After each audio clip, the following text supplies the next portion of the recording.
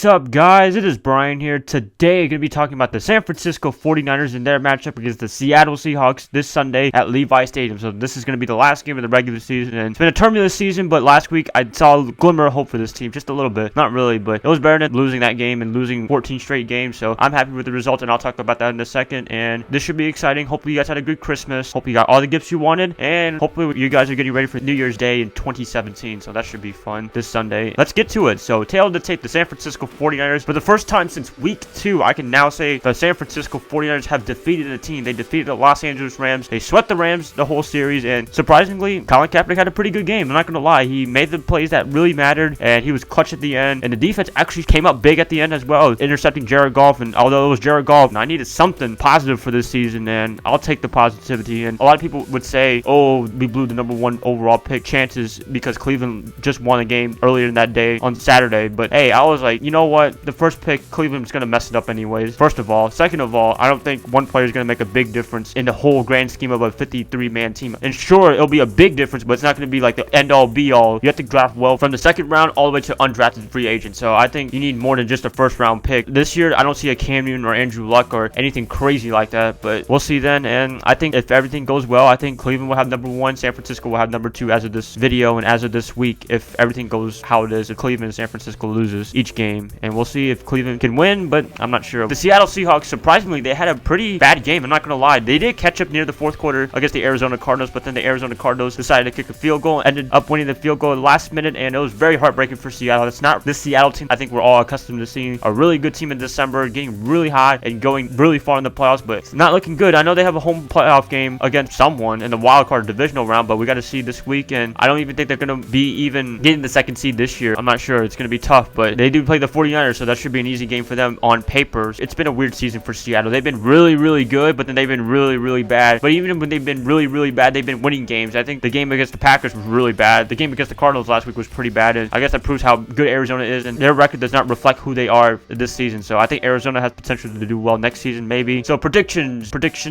Who am I going to go with? I am going to be going with the Seattle Seahawks. I think that should be an easy game to predict because Seattle's a really good team. San Francisco's not really a good team, and I think they should have a good rebound game, even though the offensive line for the Seattle Seahawks sucks really much. I would not want to be part of that offensive line. I would rather be with the Cowboys offensive lines. They need to work on that in the draft and this offseason, and I just think they can get their mojo back. It's against the 49ers, so it's a pretty bad team, and if they can't win this game, man, they're going to be out of the playoffs real quickly. I don't care if they were playing second or third stringers, because I think their third stringers can beat this San Francisco 49er first stringer teams. I hate to say that. I know they beat the Rams, but still, only 2 games this whole year that we've won. It's been pretty disappointing, and Carlos Hyde's going to be out for this game, so that's not going to help San Francisco's chances of winning this game, but hey, it doesn't matter if we win this game or not because it's a lost season anyways. And hopefully this team can rebound and have at least a competitive game. That's what I'm hoping. If they can do that, then they can end the season on a high note, whether they win or lose. So I hope they don't get blown out like they did in week 3 when they played at Seattle. That was a pretty bad game to watch and pretty bad game to hear. So hopefully we don't get that kind of result at Levi Stadium this week, but we shall see. And that's pretty much it, guys. I don't really have anything else to say. Seattle kind of needs to win this game so they have a chance at the second seed for a bye week, but I don't think so. I think Detroit and Atlanta has to lose to have that happen, and I think Atlanta can beat New Orleans this week. They got something to play for as well for a bye week, and they already clinched the NFC South. It's going to be a pivotal week for week 17, and we're going to see who's going to be in the playoffs in the NFC. The AFC is pretty much figured out, but we just got to find the seeding. Kansas City, Oakland. I don't want to get into it too much. I'll talk about that next week when the playoffs actually start. I'm going to keep it like that, but Seattle is a must-win for them. I think they're going to win this game. I think they take care of business. I think they rebound from the game against the Arizona Cardinals, and San Francisco, hopefully they can keep it competitive, play for pride, I guess, and just do some work a little bit against this very good Seattle team when they can be good. But losing Earl Thomas, that didn't really help at all, and hopefully he can get better. And I know he was talking about retirement, but I think we all knew he wasn't going to retire. I was like, man, he's really young to retire right now, only age 27, 28, and he's thinking about retirement, but hey, it was a pretty bad leg injury, and hopefully he can get back, rebound, and have a good season next season. So wishing you well, Earl Thomas. But anyways, final score for me for Seattle against San Francisco will be Seattle 30, San Francisco 21. I think that's all right. I'm hoping for a competitive game. It might be a blowout, maybe San Francisco might win, but I'm not sure, so I'm just going to get with my gut and just go with Seattle, and I'll go with a close game, which is kind of weird, but hey, I'm going with the W for Seattle and the L for San Francisco. Disappointing way to end the season in my opinion, but hoping they can reload and get ready for 2017. So that's pretty much it, guys. Please let me know what you guys think in the comments below, and if you guys enjoyed this video, please like, subscribe, do whatever you want with this video, and I will be catching you guys up in 2017. So hopefully you guys have a good rest of your week, enjoy the rest of your holidays, and happy early new year, and I'll see y'all in 2017. Bye, guys.